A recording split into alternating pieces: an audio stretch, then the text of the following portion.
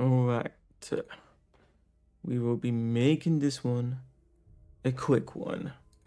Well, I say quick, but we'll see how much to put in here. So,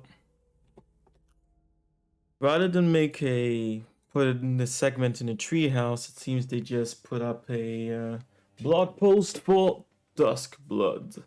And yes, this is an interview by the actual director, Hidetaka Miyazaki. So, yeah, let's start reading, and hopefully there's some juicy information because they've given nothing.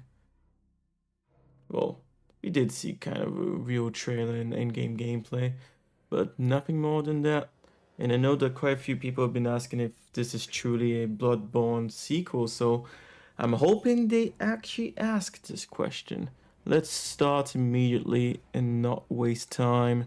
Like I said, it will be a short stream. We're just doing this and then it's over.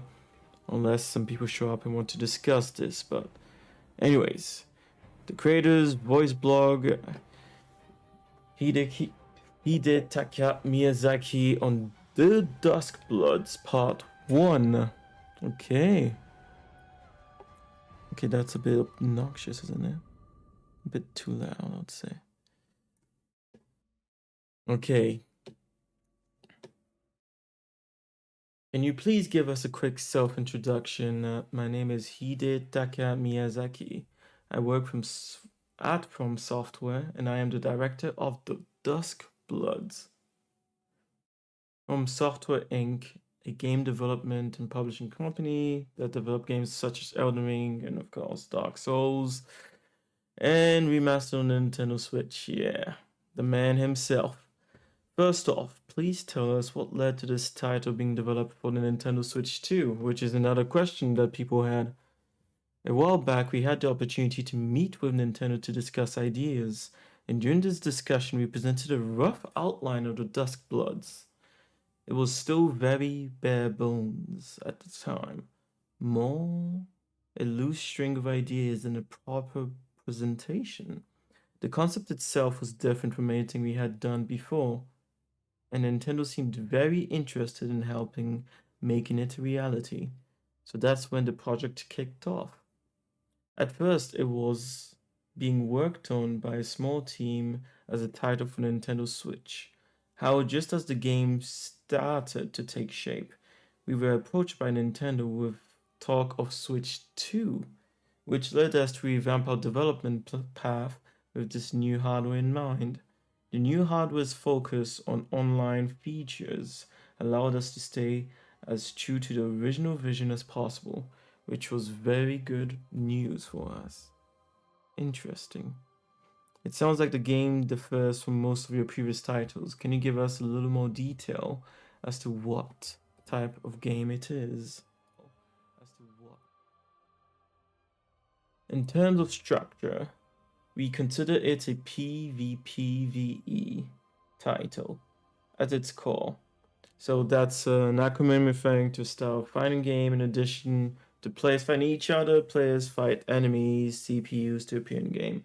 So basically, if you play Night Rain, no, this is different because players fight each other too. At its core, it's an online multiplayer focused game with both player versus player and player versus enemy gameplay. Did you always have some desire to make a PvPvE type game? Yes. I've always found the PvPvE structure very interesting. It allows for a broad range of game design ideas, while also letting us leverage our experience of designing challenging enemy encounters. As a side note, please allow me to address one thing. As previously mentioned, this is an online multiplayer title at its core, but this doesn't mean that we as a company have decided to shift to a more multiplayer focused direction with titles going forward. The Nintendo Switch 2 version of Elden Ring was also announced, and we still intend to actively develop single player focused games such as this that embrace a more traditional style. Okay. Please tell us about the game's character and setting. The game's protagonist, and characters controlled by the player are known as the Blood Sworn. The Blood Sworn are a group whose members have achieved superhuman abilities through the power of special blood. As a general concept, they're similar to vampires, but they are not portrayed as the horrifying monsters you might associate with traditional vampirism. We tried to extract the sort of romantic aspect we found interesting from concepts such as vampires and blood, and we interpreted them as the Bloodsworn. In Duskbloods, the Bloodsworn are competing for something known as the First Blood. As human society reaches an end, first blood flows in an event known as the Twilight of Humanity.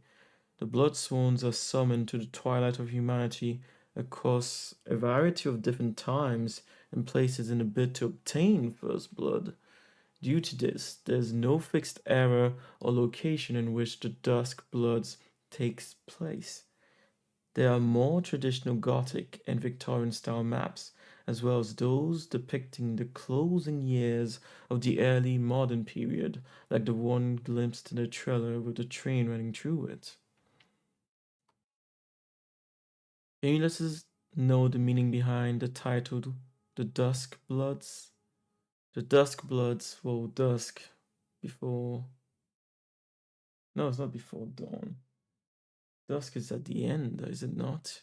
Dusk refers to the Bloodsworn themselves. As mentioned earlier, the Bloodsworn are summoned to the twilight of humanity in a battle for first blood.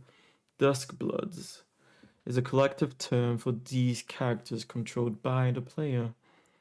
It sounds like blood plays a pretty big role in the game. Yes, in the context of the game, blood is used more conceptually as opposed to literal meanings like physical depictions of injury. Blood symbolizes one of the game's key themes. The history it holds, the power it passes on, the fates it weaves, and the marker of those who have surpassed the limitations of their own humanity. I'm staying here. Okay. Part 2, the superhuman abilities.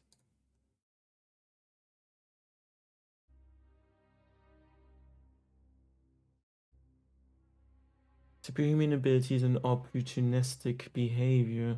What are some characteristics of the Bloodsworn?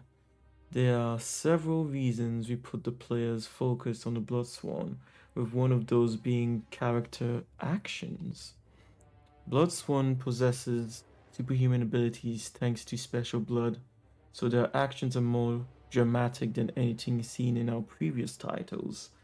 Even basic character actions in this game, such as sprinting, super jump, and double jump, are designed to be dynamic and stress-free, and are complemented by each character's own unique weapons and abilities, allowing for a wide range of creativity.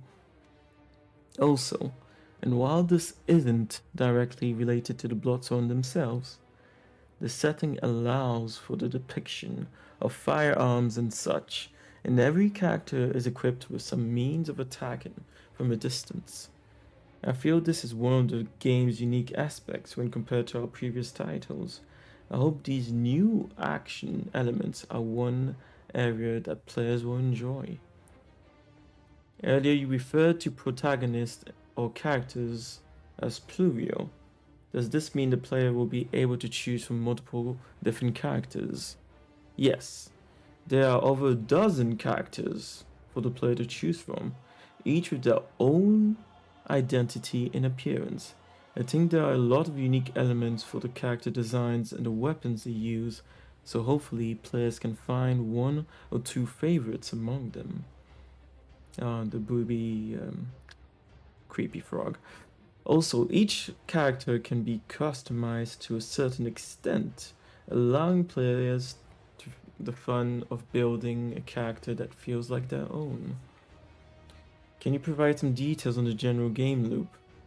Oh, gameplay loop.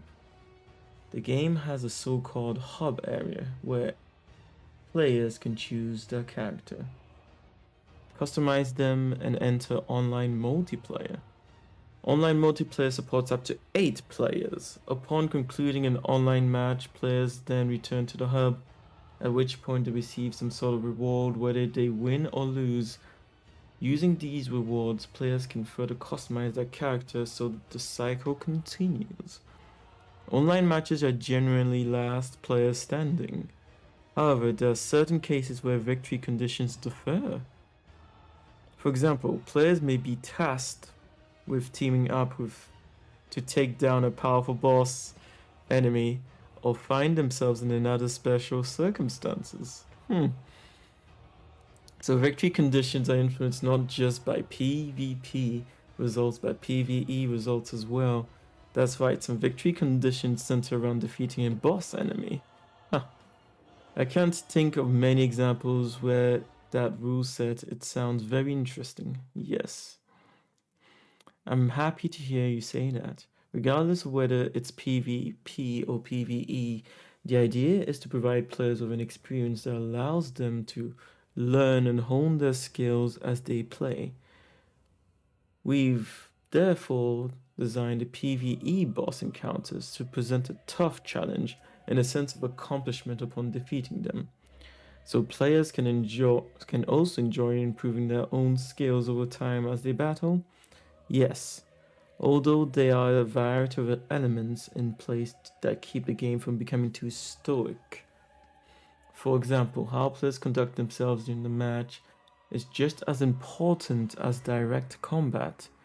The Duskbloods implements victory points, which are responsible for ultimately deciding the outcome of a match. To obtain victory points, direct combat is of course important, but it's not the only way. Some players may prefer to earn points by avoiding direct combat and instead engaging with more opportunistic behavior. How you earn points is entirely up to you. Additionally, each character can summon an entity to assist in combat. Oh, so that wasn't co-op. That was a stand kind of thing. Interesting. To assist in combat, giving players a high degree of freedom when it comes to how they fight and win. Interesting. Another important aspect is match variables, such as the event system. This system has the potential to alter the course of the match, such as special enemy spawns and additional objectives with accompanying bonus rewards. In the trailer, you may have noticed a giant stone face looming in the sky. Yes, this is one example of the events that can occur in a match. In this case, the appearance of the stone face affects the environment and changes match rewards, which can have an immediate impact on player motivations and objectives. These events don't happen all the time, and I hope discovering them gives players some incentive to keep coming back. It sounds like even those who tend to shy away from PvP can still enjoy themselves. Yes, that was the intention. I personally am not much of a PvP person, and I wanted to make something that's satisfying even for players like me. While the goal of a match is to obtain first blood, there are personal objectives that provide separate rewards for the player as well. So I hope these add to the fun of each engagement. Part 3. Playing roles and altering fates. What are the ways my players enjoy the game outside of combat? One thing I love doing in any game I direct is leaving fragments or lore and world building details, allowing the player the fun of using their imagination to make connections. The Duskbloods is no exception to this. However, we've gone about it a little differently from previous titles. I would hope so, because reading weapon descriptions would be difficult in such an environment. The fragments this time are found in the previously mentioned character customization items. Yeah. The blood history and fate. Customizing a character will reveal a piece of information regarding the world and its unfolding story. You customize their blood history and fate. Yes, analyzing and altering a character's blood history and fate allows players to customize all sorts of things, from their abilities, appearance, and inner characteristics to the role they play in the world and relationships with other characters. Focusing these elements on the concept of blood or blood history and fate allowed for deeper exploration of customization, and is another reason we place the Bloodsworn as the protagonists. Do you mind sharing any points that you personally find interesting? One area I haven't talked about yet is roles. In online play, roles give players special responsibilities and objectives that often lead to unique interactions and relationships between players based on their corresponding roles. That's probably not much info to go on, so allow me to provide a few examples. Good. Nice. But please note, we're still finalizing some of the naming and details. For example, if a player possesses the Destined Rivals role, another player is destined as their rival, and they are tasked with finding and defeating that player. Doing so counts as achieving a personal goal, separate from the overall victory conditions. Another example is Destined Companion, where one player is required to seek out another destined as their companion, which results in a special reward if they form a bond with one another. Roles can be assigned to any character via blood customization, allowing players to enjoy role-playing in a literal sense, and hopefully adding to the drama of these engagements. Honestly, as someone who actually hasn't played Bloodborne, because I didn't have a PlayStation at the time, this game is actually sounding more and more appealing to me. It's actually insane what they're creating here. Kind of like how players can pick their roles in a tabletop RPG, yeah? Exactly. Why not entirely intentional? It may reflect my own interest a bit. It might seem a little unorthodox at first, but I hope players will give it a try. That reminds me, I was curious about the winged rat character we see in the trailer, yes! Can you provide some details as to what role this character serves? That character shares a similar role with the Firekeepers from the Dark Souls series. They remain in the hub area, providing the player with advice and guidance. I suppose you could say we tried doing something a little Nintendo-esque in the spirit of the partnership. What do you mean by that? We tried something cute for a change, although I will say this character is actually an elderly gentleman. Ha! Interesting. Is there anything else you'd like to say before we finish? In addition to creating a PvPvE title, we've tried our hand at introducing a lot of new and interesting ideas to the Duskbloods. From superhuman player actions, a free-form combat approach, and gameplay that's dynamic and dramatic, to the romanticized aesthetic of the Bloodsworn, deep character customization, and fragmentary storytelling. I think there's a lot to appreciate and enjoy in this title, and I sincerely hope players look forward to it. Thank you very much for your time. Okay, so this game is far more interesting than I thought, and like I said, once it was, revealed that it was a multiplayer game, I didn't play the original, well, I can't say the original game, it's not the original game, it's not even close to it. But Bloodborne, I didn't play it. But when they said it was multiplayer and, the name of this game, it was clear to me that it was not a sequel. And, I mean, this is just something entirely new. But it's surprising that so many people are, oh, because it looks like Bloodborne, it must be a Bloodborne sequel, but no. Same universe, more than likely, yes, but not a sequel. Not a sequel whatsoever.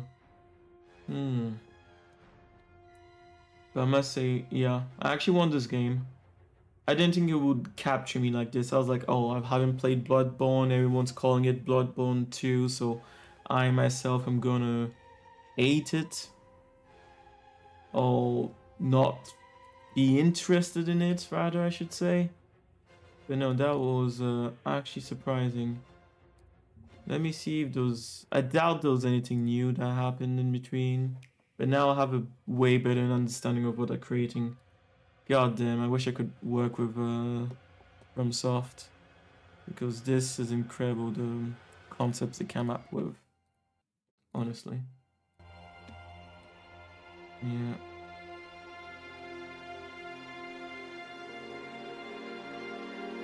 I give you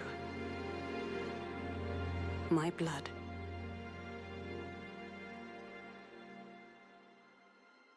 I give you my life. Oh, there's a French subtitle. Turn, O wheel. Yeah, no, this game is gonna be incredible. And transport him. But... to a night of moonlight. And we'll check again. To humanity's very because dusk. Now that I've read that dev blog, why is it a Nintendo exclusive? I guess Nintendo's the one who paid for it. But then you wonder, did they even propose it to the other console makers? Or maybe Sony has just not been interested in continuing getting exclusives. Maybe they did. God damn, if I was the interviewer, there were so many more questions I would have asked. But yeah, no, I want to play this game. I didn't think I would be this interested, honestly. And there are a few characters that I am keen on knowing more about. Yeah, that one is cool, for sure. I hope I don't need to play with every character to unlock the full story, because even if I fall in love with this game, just like he said, he hopes that she will like one or two of the characters and weapon combinations, and yeah, that's another cool character, honestly. I even thought it was a boss while we were seeing the trailers.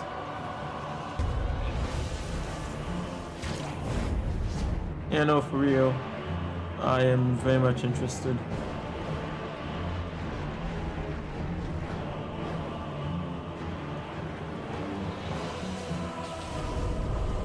Yeah, so that basically just a summon. And contemplate now the moon, as befits the soon to depart. I pray that you are able, carrier of blood.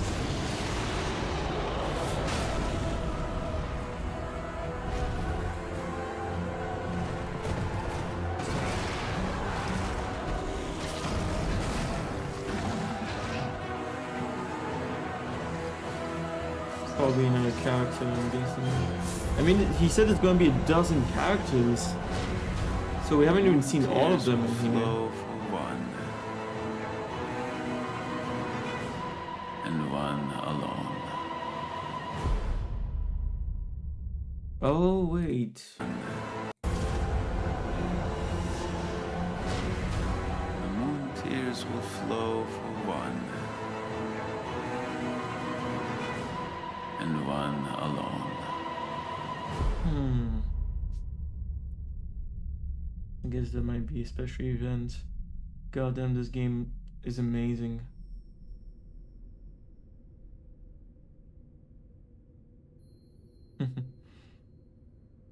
I guess you can shape shift. Yeah, I know. Absolutely insane, actually. Way better than I thought it would be. Where was it?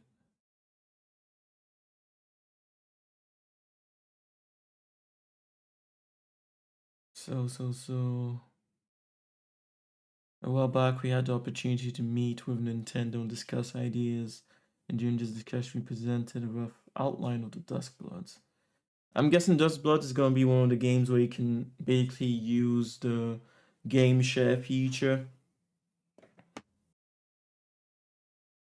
which means that with just 2 copies of the game, you could have 8 people playing.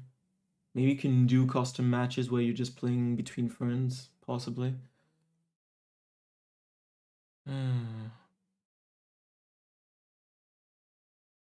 Yeah, I wish he had asked, but I guess you don't always want to talk about these things when it comes to business openly, but I am curious as in if they proposed this idea to Sony, and if that's the case, who would have been dumb enough to think, no, we're not going to invest in this? It was very bare bones at the time, more a loose strings of ideas and a proper presentation. The concept itself was different from anything we had done before, and Nintendo seemed very interested in helping making it a reality. Yeah, and helping making it a reality. So yes, they were talking about it to get funding. So that's when the project kicked off. At first, it was being worked on by a small team as a title for Nintendo Switch. However, just as the game started to take shape, we were approached by oh yeah, that's what I mean. So it was originally going to be on the Nintendo Switch console. No. I wonder if it suffered. I wonder if the visuals suffered because of that. I hope not, but it's true that some of the areas, like when the train comes in, doesn't seem as good as it could be. Like here looks very low. Like the polygons seem to be quite low there. Or rather, the textures in this case, I should say, because you could just, how you say, kind of fake your way to making it look good in this sense. But here I can see it's true. Even like the wood planks, you can see the individual pixels in the. Yeah, I think that's a texture issue rather. But then again, it's not the final game. It's coming out in 2026. It's true. That could change. This is just like a preview, if anything. And I should be happy that they're showing us gameplay, honestly. 2026, we don't know when. Honestly, this game seems incredible. Damn. Yeah. So PvPBE.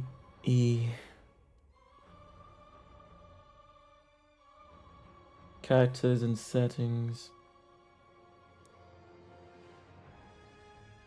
So definitely you're gonna have way more freedom than you do in games like Elden Ring and the Dark Souls, since you're superhuman here.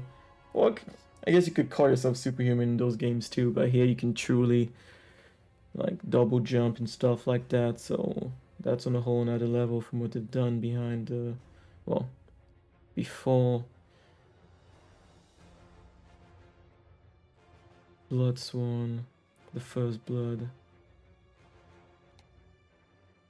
Is a collective term for these players controlled.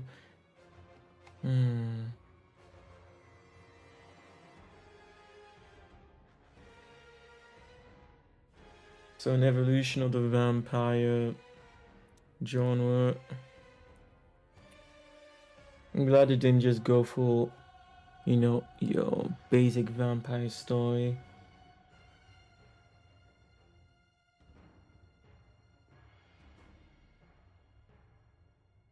A dozen characters, yeah.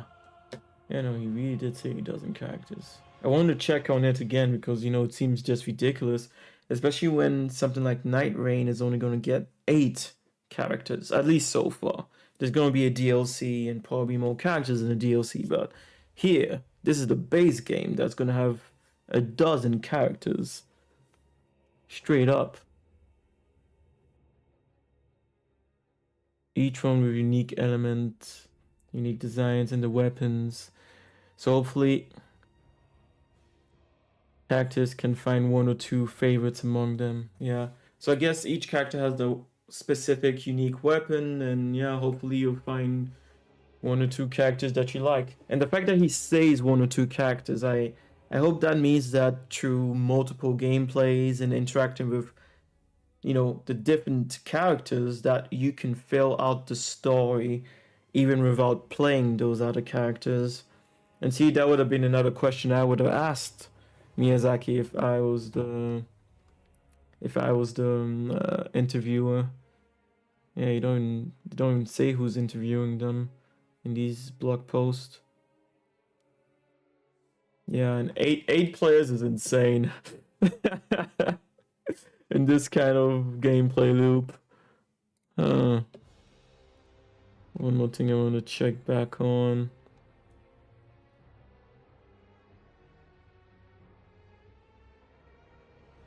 Okay, yeah, compete for the first blood as human society reaches an end. First blood flows in an event known as the Twilight of Humanity. The Bloodsworn are summoned to the Twilight of Humanity across a variety of different times and places in a bid to obtain first blood. Okay. At first I thought the first blood was like, you know, kind of like the in a sense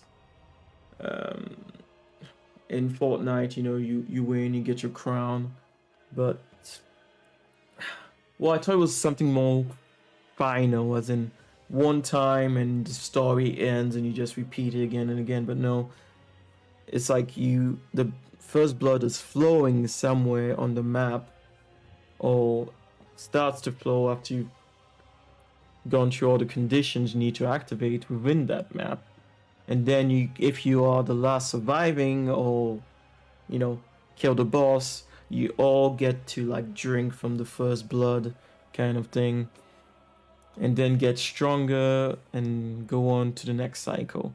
So in a sense, a bit like Night Rain, and the story is gonna uncover over multiple cycles. I hope it would be fun to play even after you've uncovered the whole story, and it seems it would be, considering all the variables there is in this game. Holy fuck, I never would have guessed this is what they were making. I thought it would just be a Night Rain Bloodborne skin of a game. Okay, that was far more than I thought, but also, yeah, I would have asked more questions if I was there. Yeah, I love that the victory conditions are different. You can get the skill points however you want. Victory points, yeah, let me check this one again. Implements victory points, which are responsible for ultimately deciding the outcome of a match. To obtain victory points, direct combat is of course important, but it's not the only way.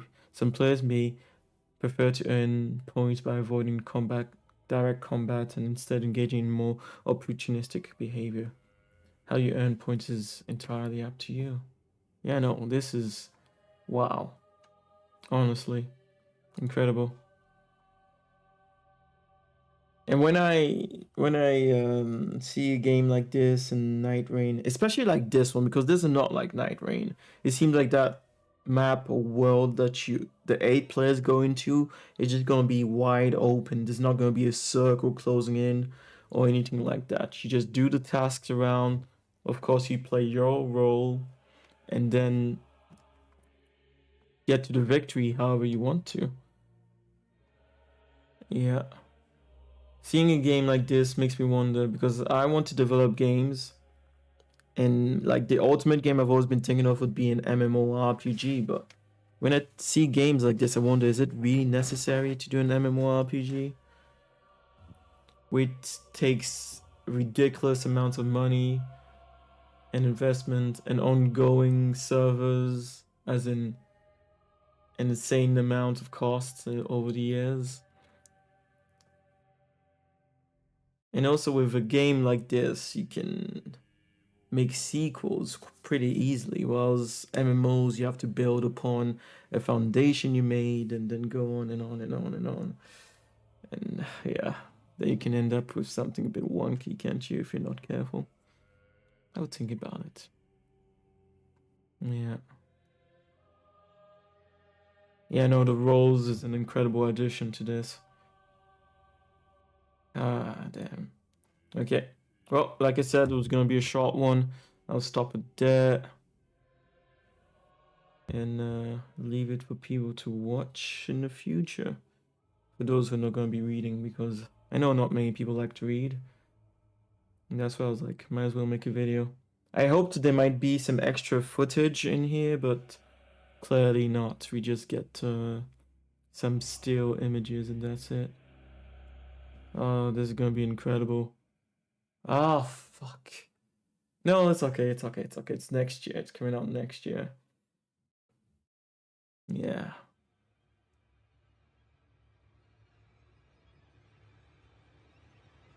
Yeah, of course, customizing your character over time, incredible.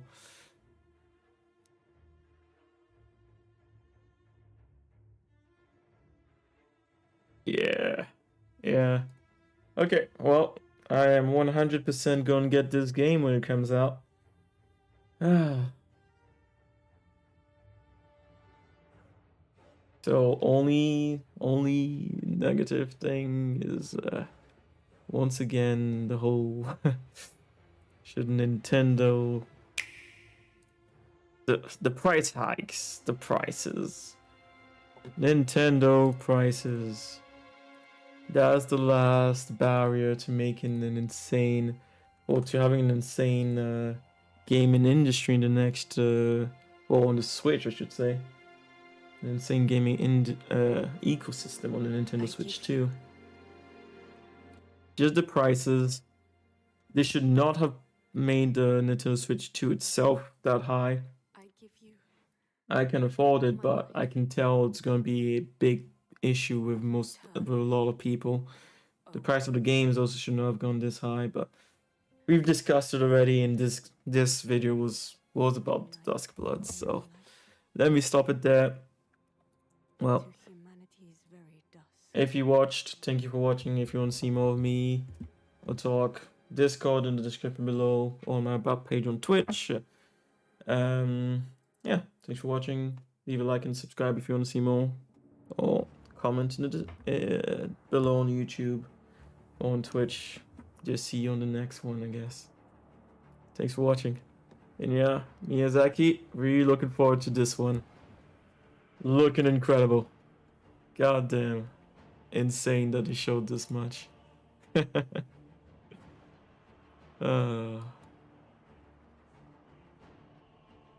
thank you to the current stream boss, Jodie, an incredible artist, animator. And you can check out her latest animation with a group of friends down in the description below on YouTube. There's a link there. Short, funny animation, incredible. Thank you to my current subscribers and Patreons. Scarlord, Help, Crash Cycle, Renemew, and Nutty Play herself. And yes, I'll be going. Maybe catch you later. And otherwise, over the weekend for sure.